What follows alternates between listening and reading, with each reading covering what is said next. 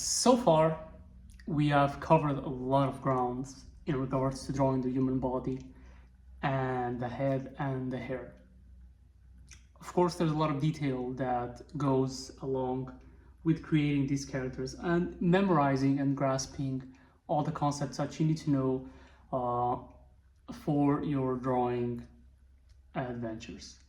For the torso, as I said, I gave you the major lines that you need to memorize. I think you need to memorize to be able to comfortably draw characters.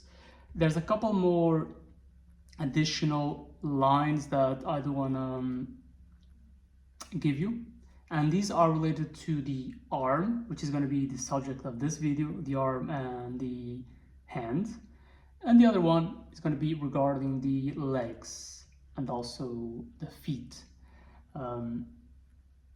So without further ado, now let's focus on the individual parts of the human body, the hand and the arm and hand, and then let's talk about the leg. What is it that you need to memorize regarding the arm? So, as you said before, I have my chest rectangle, right? I have my chest rectangle here, chest, and I have my shoulder joint. The shoulder joint, right? If I were to look at from above, let's say I'm drawing the character from above, this would be the hole where the neck connects, right? This would be this hole where the neck connects, and then you would have the clavicles, the two of them. So 1, 2, and then they go like this.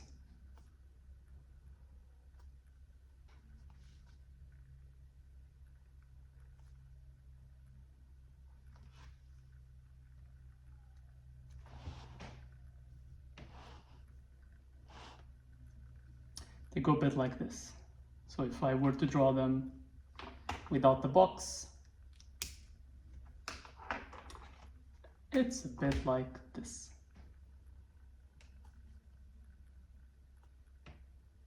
It's like the handlebars of a bike. And then you have your shoulder joint here. The clavicle connects to the shoulder joint. Perfect. Now, as I said before, the arm, right, is essentially it's two lines connected together by a joint. And the way I like to consider this joint is if I were to look at the arm from the side, so I have here my shoulder joint, this is my shoulder, and then I have this bone right here, this first bone. So this is the end of the bone that makes up the bone in your arm itself, where your bicep and your tricep is located, right? And then the bone connects to another bone. And by the way, I'm looking at the arm from the side, like profile. The bone connects just a little bit to the side, and there's this thing here, which is where the connection is made, right here. That makes the elbow, and then another joint here. So this set of lines it's good to memorize, definitely. Because let's say, then I'm going to draw my arm around this outline, right?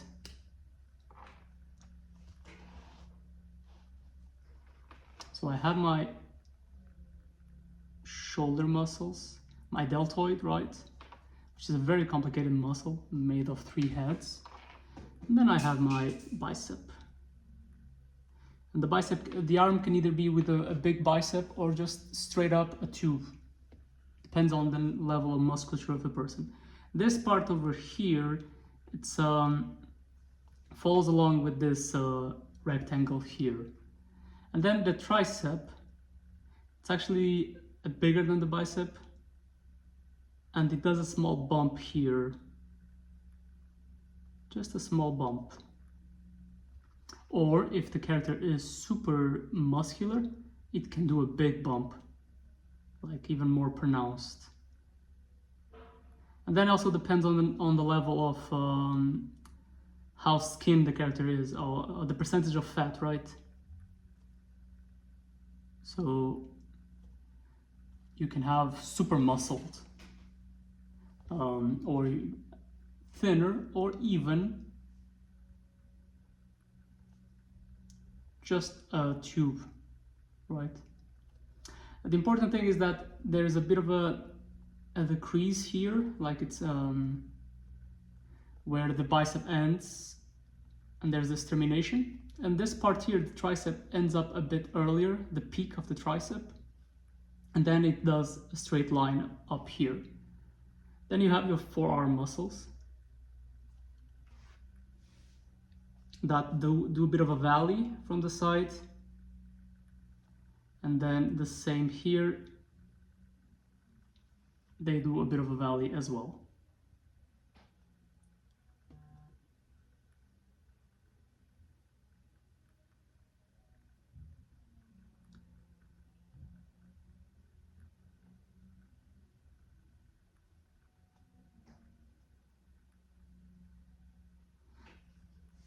So this is how I look at this joint over here. Why is this joint important, and in particular this circle and this rectangle, is that when the arm contracts, bends, right? When the arm bends, the makes like a beak here at this part.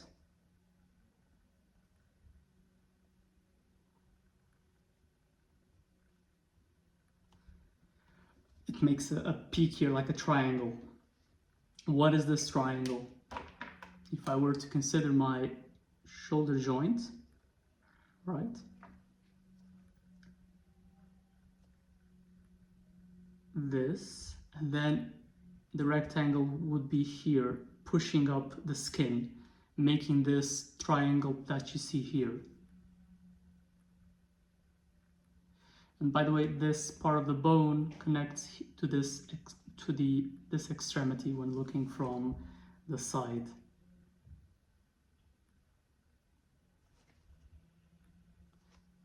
So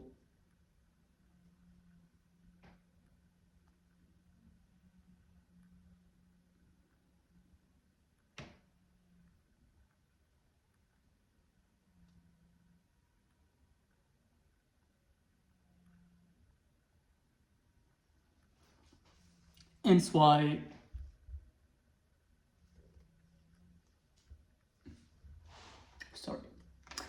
this whole part here makes a triangle that pushes out, while this joint, this termination of the bone moves around this rectangle, and it creates this section here that pushes out and makes this beak here, the elbow beak point. So this is this is how the arm essentially works when you bend it. Of course, you cannot bend it to the other side. The arm itself, it's all about memorizing a couple of key lines, as I just said, especially this tricep line here, and there's this small peak here, remembering that the bicep is a bit like just a flat hill, and then it can increase in volume depending on how fit is the person, while the tricep, it's a bit more pronounced. It's more pronounced, definitely. And then this part over here, memorizing as well, that it goes like this.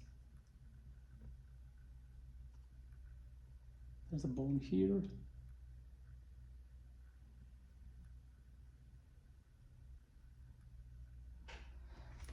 Of course, the explaining every single bone, every single muscle is a bit outside of the limitations of this course. This is really give you the basics of illustration so that you can apply to them.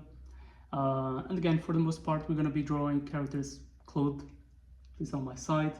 But yeah, this is the principles that I apply to when drawing a character, right? And when drawing an arm of a character.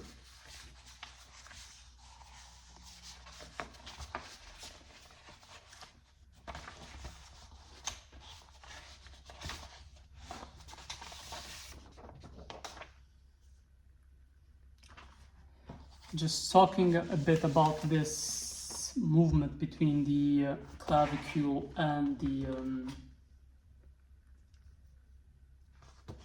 arm. Just so we're gonna now talk just about how this whole thing interacts with one another, the clavicules and the shoulder.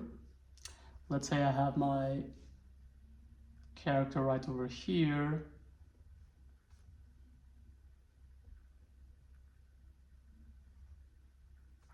Right.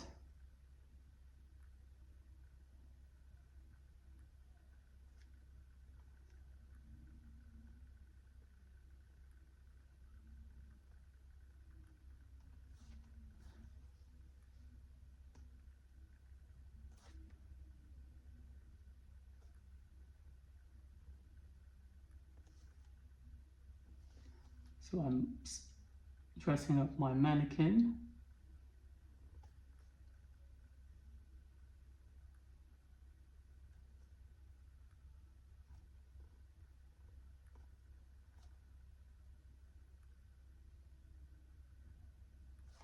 I have my mannequin and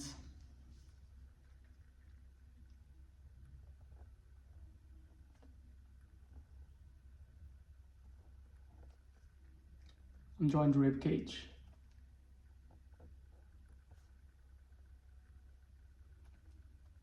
And then it's time to draw the clavicules. So I'm going to change to red. And again, this thing that you see here is all the principles that we have discussed thus far in regards to having a box, rectangle for the box, and then this thing right over here, which makes the rib cage. And as I said before, you have here this middle point, right? You have your middle point where the clavicules connect, right?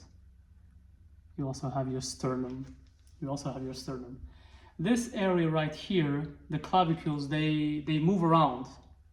They move around when you move your shoulder.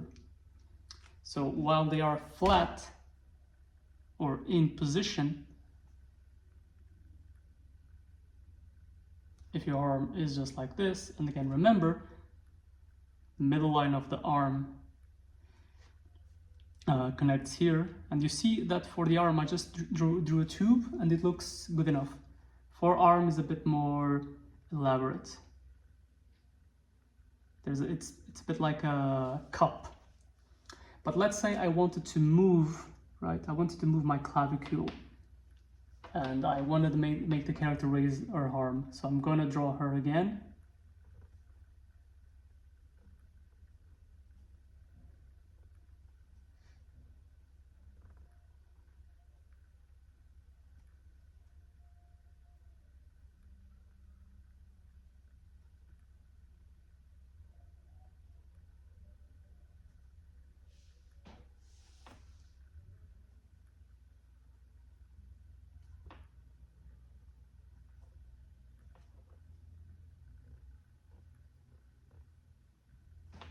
So I drew her again. And same thing, I have my trapezius. When it comes time to draw the clavicule, right here, the clavicule moves if the character is raising the shoulder. So in this case, the trapezius moves up and the shoulder goes like this.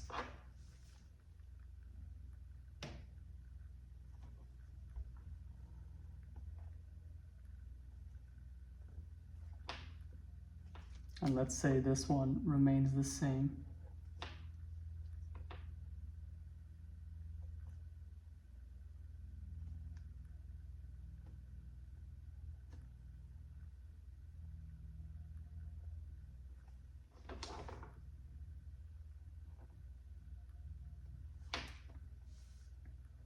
So the character here, it's moving the arm, so the clavicule is also moving around.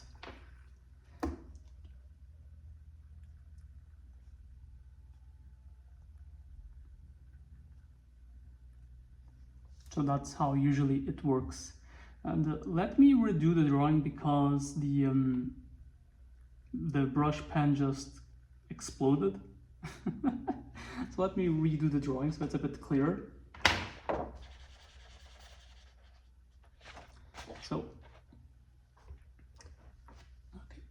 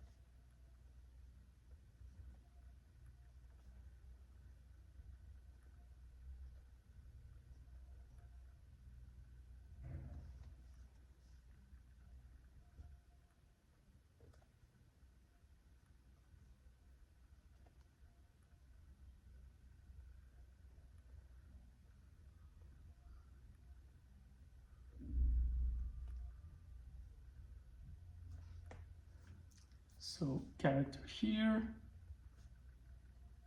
And as I said, the trapezius gets squeezed a bit. And then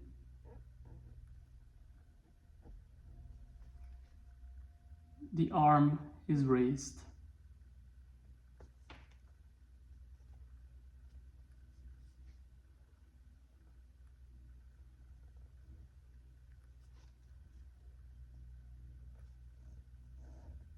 What is this? This is the muscle of the chest.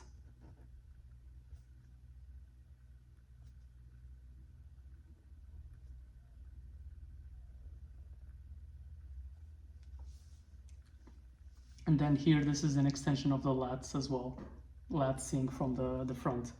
And what's happening here is that, again, we have our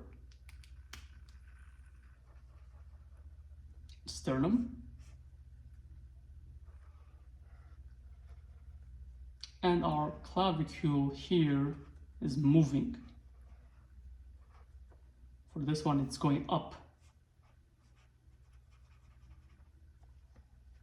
meaning that the arm is being raised.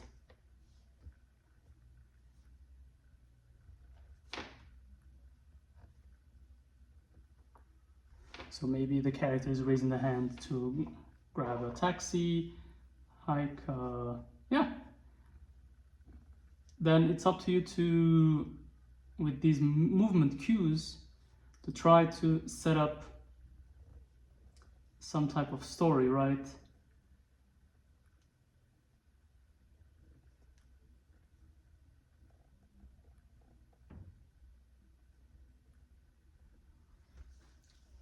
That's what's important. And here I would perhaps in the final drawing widen the lats just a bit, push them out just a bit, and also soften this part over here because it's a thinner, nimbler character that doesn't need to be so bulky. So I would cut off this part here, this peak that I drew, but just increase this part over here for the lats.